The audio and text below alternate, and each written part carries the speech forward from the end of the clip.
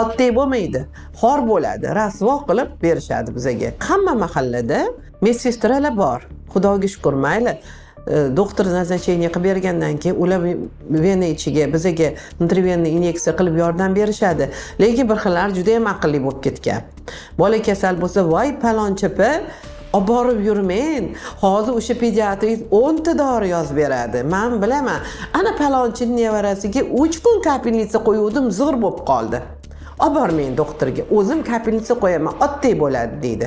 Oddiy bo'lmaydi, xor bo'ladi, rasvo qilib berishadi bizga. Ну, конечно, bu subordinatsiyani buzish emas, lekin o'rta tibbiy ma'lumotga ega bo'lgan hamshira bolani davolash huquqiga ega emas.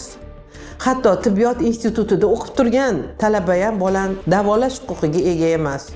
Bolani o'pkasini eshitish uchun bir necha yil biz urush eshitganmiz ustozlardan. Eshitolmayapsan, farqlolmayapsan deb. Iltimos, bolani og'irlashtirib qo'ymanglar. Albatta, yoki больницаga olib bora olmaysizlar, poliklinikaga olib bora olmaysizlar, tez tibbiy yordam chaqirsanglar, o'sha feldsher kelgan taqdirda ham sizlarni kerakli joyga eltib beradi. Vena ichiga bilar bilmas kapelnitsalar olmanglar. Iltimos.